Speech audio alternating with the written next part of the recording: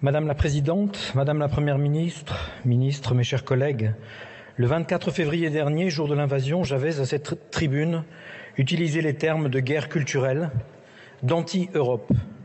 Je voudrais revenir sur ce point pour commencer mon intervention. Je représente les Français d'Europe centrale, aux premières loges de ce conflit. Mais je représente aussi le franco-allemand. Le franco-allemand profond, le franco-allemand ancien et en plein renouveau, le franco-allemand solide, le franco-allemand citoyen. Il y a bientôt 80 années, des ennemis héréditaires, quand les ruines sont encore fumantes à certains endroits, quand au sortir de l'horreur, des villes entières ont encore faim et froid l'hiver, quand la région de la Sarre est française et le sera encore 12 ans, en proie à des tensions communautaires parfois violentes, quand le Bade-Wurtemberg n'est pas l'Allemagne, mais zone d'occupation, eh bien c'est à ce moment, dans ces tensions, que ces ennemis héréditaires, par un contre-pied génial au déterminisme, aux nationalismes étriqués, que ces ennemis héréditaires fondent une communauté du charbon et de l'acier et fondent un modèle unique de réconciliation par le faire ensemble, sur les terres belligènes de notre chère Europe. Oui, nos territoires sont belligènes et ils le resteront. Comment serait-il autrement? Sur un isthme assez contraint, tant de nations, de peuples, de religions, de systèmes administratifs, de langues, d'alphabets même, tant de systèmes de valeurs, de nostalgie contradictoire, se sont entrecroisés et s'entrecroisent encore. Tant de migrations, parfois lentes, parfois rapides, parfois récentes, parfois anciennes, parfois spontanées, parfois contraintes. Tant de migrations qui ont rendu chacun aussi différent, mais aussi légitime que son voisin, voire que son colocataire. Deux modèles face à cette question posée depuis des siècles à notre Europe. Un modèle impérialiste, rétrograde, souvent violent, la domination de l'une des nations, ou alors un modèle coopératif qui prône l'unité dans la diversité, tourné vers les défis communs et supérieurs, à partir d'une gestion humaniste des conflits indispensables à la diversité européenne, où l'histoire est un débat scientifique et un outil de rapprochement, où l'avenir de la planète est un sujet commun et urgent. Aujourd'hui, les masques sont tombés. L'histoire devient une arme au service de l'état-major de l'agresseur. Les soldats ne sont plus des citoyens avertis. La langue devient un oukase.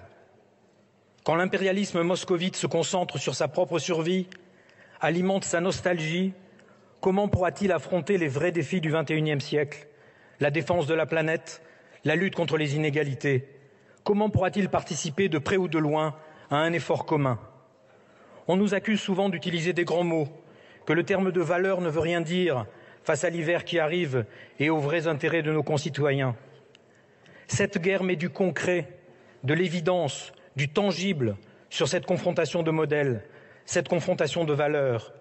Non, nos valeurs ne sont pas une novlangue pour cacher l'anti-France, une novlangue pour cacher la guerre sociale. Le modèle porté sans masque aujourd'hui par le régime de Moscou, c'est l'assignation à résidence permanente.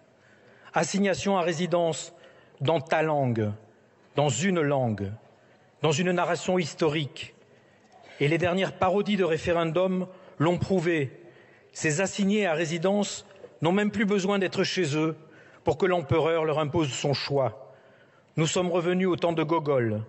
Ce ne sont plus les âmes mortes que l'on fait participer, ce sont les âmes enfuies, les familles réfugiées et déplacées, dont on nous explique qu'elles ont bien voté.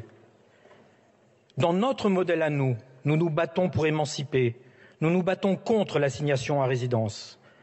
L'Union européenne n'est pas un arrangement tranquille quand tout va bien. Ce n'est pas une vieille idée avachie de fin de banquet électoral. Et cette guerre nous le rappelle. L'Union européenne, c'est une méthode permanente de règlement humaniste des conflits inhérents, voire nécessaires à nos territoires européens. C'est une idée jeune, parfois incomprise. C'est une organisation qui se trompe et qui fait des fautes parfois. Oui, c'est vrai. Mais c'est une idée vitale, indispensable à notre diversité européenne et qui aujourd'hui nécessite de notre part de la vaillance dans les agressions qu'elle subit, dans l'escalade de violence, dans le tourbillon de bas instincts qui la menacent. Non, défendre cette ligne, ce n'est pas être va-t-en-guerre, c'est être lucide sur ce qu'une paix durable exige de vaillance. Ce n'est pas être va-t-en-guerre, mais être bats-toi pour la paix. Ce n'est pas notre guerre, c'est notre confrontation. Alors, quelles conséquences pour nos concitoyens, pour notre rôle de parlementaires français? Chers collègues, gardons-nous d'abord de l'arrogance. Nous avons besoin d'un langage de vérité et non de certitude et de division. Ce n'est pas l'arrogance qui permettra la lente construction d'institutions démocratiques fiables, mais l'entraide, la franchise et toujours le respect. Poutine est en difficulté sur le plan militaire, il est encore efficace sur le plan politique. Et il met à l'épreuve notre constance à défendre nos valeurs, notre constance à défendre notre modèle et notre avenir.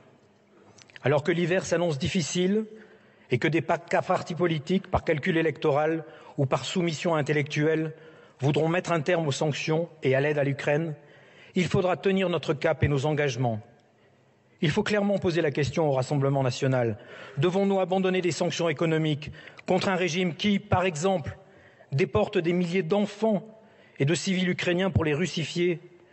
Ce n'est ni conforme à nos valeurs, ni même dans notre intérêt.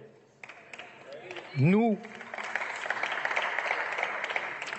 députés démocrates, depuis le premier jour, nous sommes très clairs sur notre position et nous n'avons jamais tergiversé. Nous sommes pour le renforcement des sanctions à l'encontre du régime de Moscou. Nous devons nous engager dans la reconstruction de l'Ukraine. Qu'est-ce que cela veut dire? Bien entendu, du dur, des bâtiments bombardés souvent sans raison tactique, des maisons, des hôpitaux, des écoles, des routes, des ponts, des infrastructures. Cela veut dire aussi remettre en place des administrations fragiles depuis longtemps à cause de la bureaucratie ancienne ou de la corruption. Cela veut dire recréer des circuits de finances publiques et collectives. Oui, nous devons commencer à reconstruire, participer aujourd'hui de façon assumée à cette reconstruction. Tout d'abord parce que les Ukrainiens nous le demandent, en plus des moyens militaires. Et ils nous demandent même plus que de la reconstruction. Dans tous les contacts, les nombreuses visites et rencontres que j'ai pu effectuer, mes interlocuteurs ukrainiens parlent plus de modernisation que de simple reconstruction. Ils assument la fragilité de leur démocratie récente, leur dysfonctionnement, leur division, et ils ne veulent pas reconstruire à l'identique, dans un grand bricolage plus ou moins humanitaire, ni reprendre les mêmes processus. Ils veulent que nous les aidions à moderniser, à transformer, à rendre leurs pratiques publiques plus transparentes et plus efficaces. Je l'ai entendu de gouverneurs de région, de responsables d'associations, de maires, de directeurs d'écoles et d'hôpitaux. Nous avons des outils en France et en Union européenne. Nous avons des outils pour lutter contre la corruption et pour la libre et juste entreprise, contre l'endoctrinement des médias et pour la citoyenneté éclairée, contre l'embrigadement et pour l'émancipation dans les écoles. Nous n'allons pas aider des gentils contre des méchants. Nous allons développer et construire sur un territoire de conflits anciens et récents. Nous allons construire avec vaillance le seul modèle qui garantira, si nous y arrivons, que la fin de la guerre d'aujourd'hui ne sera pas l'origine de celle de demain. Il y a au cœur de notre action un enjeu critique, aujourd'hui dramatique. Les enfants d'Ukraine sont l'avenir de l'Ukraine. Nous devons aider le système scolaire à rester simplement en vie, relier, garder les enfants ukrainiens que nous avons accueillis, les ramener dès que possible, aider à les éduquer, multiplier les échanges scolaires comme nous l'avions fait entre Français et Allemands. Et nous devons réussir à faire revenir de captivité ceux que le régime russe a kidnappés et déportés. Il n'y a pas d'autre mot. Ce ne sera pas le geste d'un grand frère à un petit frère, de nations dominantes à des soi-disant esclaves ou colonisés, mais la lente construction d'une coopération. Où oui, l'Ukraine apportera à la communauté ses forces, celles que l'on connaît, son agriculture, mais aussi la décarbonation de l'énergie, auquel on pense moins, ou la numérisation de l'état civil, qui est une réussite chez eux.